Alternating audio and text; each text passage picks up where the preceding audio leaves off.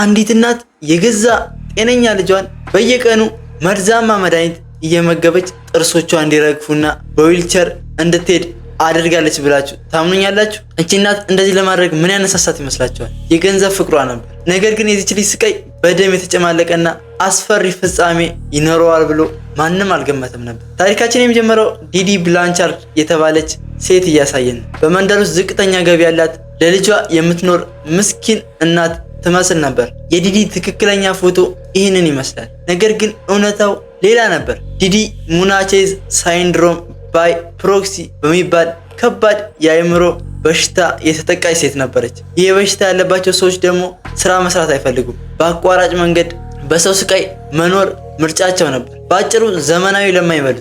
ዲዲም የገዛ ጤነኛ ልጇን ታማለች በማለት ከባለ ሀብቶችና ከድርጅቶች ገንዘብ ለመሰብሰብ ነበር እቅዷ።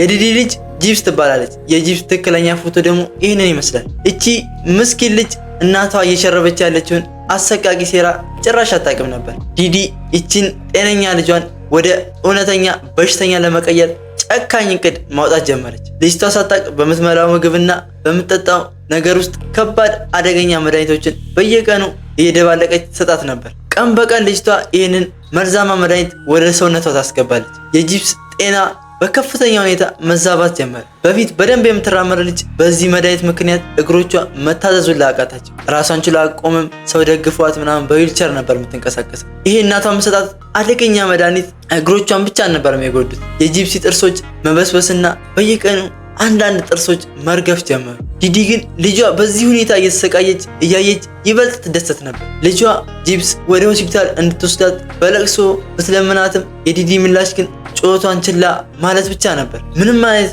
ምላሽ ልትሰጣት አልፈለገችም። ምክንያቱም እሷ አቅዷ እሷን በሽተኛ አድርጎ በእሷ ገንዘብ ለመስራት ነው። ከቀናትም በኋላ አሁን ላይ ለዲዲ ሁሉም ነገር ተመቻቸላት። ልጇን የመጨረሻ በሽተኛ ለማስመሰል ፀጉሯን ሙሉ በሙሉ ላጨቻት። ወይ ጉድ!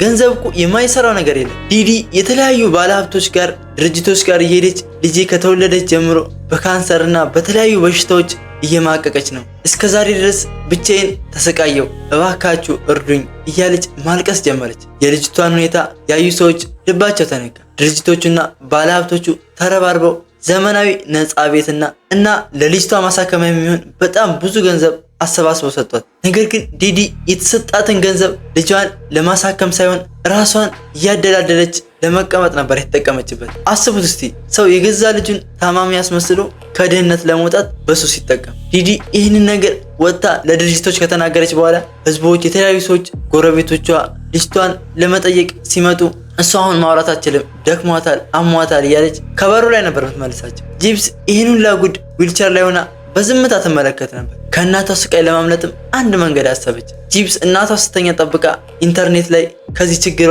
የሚያላቃትን ሰው መፈለግ ጀመረች። ከብዙ ፍለጋም በኋላ ኒኮላስ ጎዴጀን የተባለ ወጣት ጋር ተዋወቀች። የኒኮላስ ትክክለኛ ፎቶ ይህንን ይመስላል። ችግሩ ግን ኒኮላስ የተወሰነ የአእምሮ በሽታ የነበረበት በጣም ደግ ስብዕና የነበረው ሰው ነው። ሁለቱም ማታ ማታ እናትየው ስተኛ እየጠበቁ ለሰዓታት ማውራት ጀመሩ። ሁለቱም እያወሩ በመጡ ቁጥር ፍቅር ውስጥ ወደቁ። ሁሌ ማታ ማታ ማሬ ፍቅሬ መባባል ጀመሩ። ጂፕስ እናቷ የምታደርስባትን አሰቃቂ ሰብአዊ ስቃይ ሁሉ ዘረገፈችለት ለኒኮላስ። ኒኮላስ እናትየው የምታደርስባትን ጭካኔ ሲሰማ በጣም አዘነ። እንዴት እስከዛሬ ለሰው ሳታወሪ ይሄን ሁላ ነገር ይዘሽ ቆየሽ ምናምን ብሎ ጠየቃት። እሷም ከእናቷ ውጪ አጠገቤ ማንም ሰው አልነበረም እና ለማን ላወራ እችላለሁ ብላ መለሰችለት። ኒኮላስ ይህንን እውነት ከሰማ በኋላ እንቅልፍ ሁላ መተኛት ከበደ። ፍቅረኛውን ከዚህ ሲኦል ለማስመለጥ አንድ ጨካኝ የሆነ ድርጊት ለማድረግ ይወስናል። እናትየው በተኛችበት እዛው አልጋዋ ላይ ጸጥ አድርጎ ጂፕሰንን ይዟት ለመጥፋት ነበር ያቀደው። ኒኮላስም ይህንን ያሰበውን ሀሳብ ለጂፕስ ነገራት። ጂፕስም እናቷ እያደረሰችባት ካለው ስቃይ ለመገላገል ያለው የመጨረሻ አማራጭ ይሄ መሆኑን ስለተረዳች ተስማማች። ሁለቱም ድርጊቱን የሚፈጽሙበት ቀን ተስማሙ። እንደ ፈረንጆቹ አቆጣጠርም 2015 ዓመተ ምህረት በታቀደው ቀን መሰረት ኒኮላስ እኩለ ሌሊት ላይ ትልቅዬ ቢላ በመያዝ ወደነ ጂፕስ ቤት ሄደ። ጂፕስም ኒኮላስ እንደመጣ በሩን ከፍታ ወደ ውስጥ አስገባችው። የእናቷንም መኝታ ቤት አሳየችው። ኒኮላስም ወደ ሴትዮዋ ክፍል ገብቶ በአልጋው ላይ ተኝታ የነበረችውን ዲዲን በያዘው ቢላ ወጋግቶ ገደላት። መሞቷን ካረጋገጠ በኋላ ሁለቱም አብረው ተያይዘው ወደ ኒኮላስ ቤት ተመለሱ። ከሰዓታት በኋላ ፖሊስ ጥቆማ ደርሶት ወደ ቤቱ መጣ። ፖሊስም ወንጀል ወደ ተፈጸመበት ቤት ሲገባ ያየው ነገር በጣም አስደንጋጭ ነበር። የዲዲ አልጋ ደም በደም ሆኖ ነበር። የታመመችው ልጅ ግን ቤት ውስጥ አልነበረችም። በዚህ በኩልም ኒኮላስ ጂፕሲን ከወሰደ በኋላ እናቷ ለአመታት እየሰጠቻት የነበረውን መድኃኒት ወስዶ ሐኪም ቤት አስመርምሯት በዊልቸር የምትሄደው የነበረው ቆማ መራመድ ጀመረች። ይሁን እንጂ ኒኮላስ በአእምሮ ህመሙ ምክንያት ወንጀሉን የፈጸመበት ቢላ እዛው ጥሎት ነበር የወጣው። ፖሊስ በቢላዋ ላይ በነበረው አሻራ ማስረጃ አማካኝነት ብዙም ሳይቆይ ገዳዩን